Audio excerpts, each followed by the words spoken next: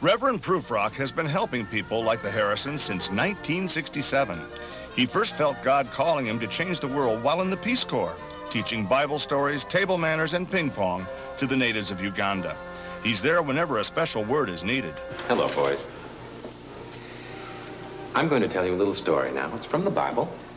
I like to call this the story of David and Goliath, but for today's purposes, why don't we call it the Buccaneers versus Joe Louis Vocational? Reverend Prufrock, if a team is losing 73-0 at halftime, is there a way we could forfeit the games in order? Perfect! Did you say perfect? We've got 6 black guys and a Samoan on their team. We're no match. Jesus Christ. Reverend Prufrock, may I? Of course. We all know the story of David and Goliath. You told it to us 2 weeks ago, and we still lost. Ah, fine. Well, then, let me recite for you a poem I wrote, especially for this occasion. Let's give Jesus Christ the football. Let him even up the score. Let him run it through the crossbars, half of which he's seen before. Amen, amen, amen. All right, thank you very much, Padre. All right, you guys, let's go out there now. I want you to go out there. I want you guys to just go for the groin, all right? Just, it's the only chance we've got, believe me, all right? Not your own, Harrison. I want you to leave that thing alone. It'll stunt your growth, kiddo. Carry you out for the second half. Let's go, go, go. Come on, get out there, go. All right. Have fun and play fair. Of course, Reverend Prufrock couldn't allow our cameras to intrude on his very private conversation with the Harrisons. There are still some things too personal for television. That's what these are for. You might want to take a look at these. They can sometimes help you right through the tough spots. What do I owe you for these? Oh, on the house. Really? Absolutely. Oh, okay. Thank you. I can't thank you enough, My Robert. payment is the fact that you decided to come and see us. All right, we've taken up enough of their time. Oh, not at all. Thanks again. But from the looks on these people's faces, it appears the Reverend has calmed the troubled waters. I'm not wearing panties. I know. Bye. My fault. My fault. This whole catastrophe is my fault. You know, I have to laugh, Joyce. I spend every waking hour of my life busting my keister to put a roof over our heads, and it comes down to this. It's my fault because I'm a bad role model. That's not what I said. Those were your exact words. And let me remind you, St. Joyce, you were not exactly gun-shy in the back seat of my Plymouth before we got married. I remember all that begging. Begging? I did not do any begging. You were the one who did all the begging. Well, someone was begging. How? I am saying to you that you called Scott a member of the family to his face. Oh, no, never to his face. You did too, No, Hal Harrison. no, many, no. many times. No. Yes, you did. No, I You didn't. most certainly did. A member of the family. Well, right now, as far as I'm concerned, he is a member of the Manson family. Hal, you don't think they did it right here in this house, do you? In this house? Well, I don't see when. How about the weekend we went to your mother's? Bingo! You don't think they did it on our bed, do you? Oh, double bingo! On my grandmother's quilt? Oh, God, I hope there's a God. Well, if there is, I'll tell you one thing. Reverend Prufrock sure as hell doesn't know him. We spent an hour and a half eating day-old potato chips with him and his Budinsky wife, and all we came away with is a bunch of pamphlets with pictures of storks in them. We're gonna have to work this out with the man upstairs. By ourselves, you and Debbie and I. Where's the little tramp? She's upstairs in her room doing her homework. Homework? Mm-hmm. I'll give her homework. You tell her to run down those stairs as fast as she can. We gotta talk to her. Debbie?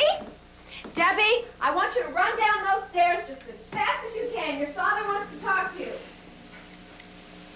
Christ, if I hadn't begged, we never would have done anything. Doesn't it worry you when the Pope kisses the ground every time the plane lands? Well, point in fact, do his lips actually touch the ground? I really can't answer that. I certainly hope not. You could get as sick as a dog, and Yeah. you know how filthy it is there. May I change the subject from filth, gentlemen, to a more pleasant one, perhaps? These chicken sausages we're blessed with today are full of clay. They are tasty, they're nutritious, and a little Metzia.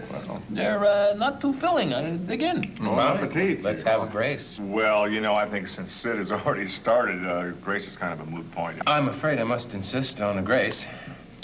God, these are good. Amen. Thank you, Sid. Nicely put. What you're witnessing is a weekly event here in Hawkins Falls. A chance for the righteous of all faiths to come together. A chance for these people with differing viewpoints to open their minds, study the menu, and choose an entree. Today, the special is sausages, chicken sausages, I believe, and cheese souffle. Just perhaps that cheese could be the glue that holds the spiritual life of this community together for yet another week. No subject is taboo here, not for these soul-cleansing get-togethers. So, I hear from a couple of the women in the Hadassah that the Harrison girl is knocked up. That is unfortunately correct, yes. This was not the work of the Epstein kid? No. It wasn't the O'Brien boy, was it? No. I heard it was Scott Mount. From whom did you hear it? I heard it from Scott Mount. The Methodist. Sorry, Scott Mount. Well, So- Debbie Harrison, isn't she of the Baptist faith? No, Debbie is of our parish. I'm sorry, Alfie.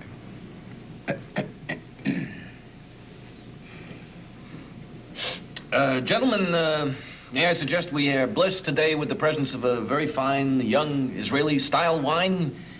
It's very sweet. Let's enjoy. You don't have to ask me twice. May I? A bouquet like sugar. You like cars? Yes. Do you?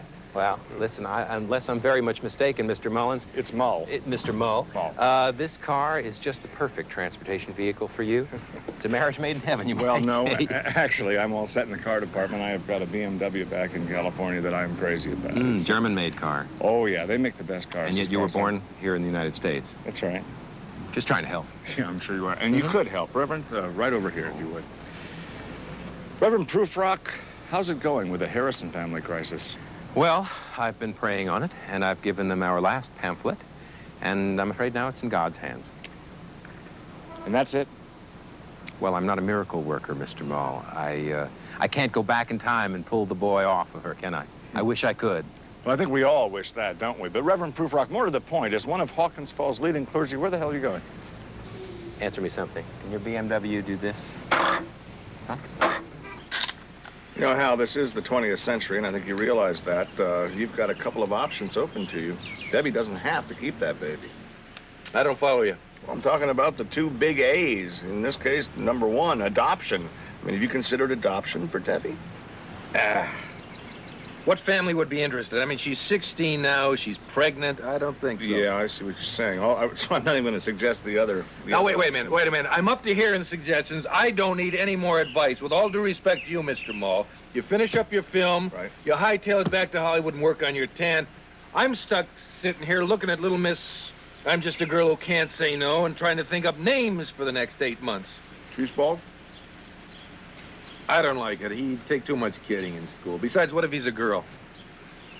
I understand. You know, Hal, in this case, I really feel for you. And I feel for Debbie, too. Might as well, everyone else is. Hal, I'm being serious now. I'm your friend. I know. Seriously, Joyce is the one you should feel for. She's about to step off the edge, if you ask me. Really? In what way? Oh, it's this whole religion thing, Mr. Mull. I'm worried about her. Are you a religious man? You know, in my own... You know what she's telling me now? That angels are coming into her bedroom in the middle of the night. And they sit around and have long talks about life and death and Debbie. And you don't see them? Hell, when I go out. You could drive a truck through a wall, let alone an angel. But I don't know what's next. What's it gonna be? Packing her bags for India? Blowing up a Howard Johnson? I mean, I love God as much as the next man. To God, huh? To God. He's one of the greatest. Great man. The finest. They talk about Stan Musial, but God is the tops. Been around for a while, hasn't he? Long time.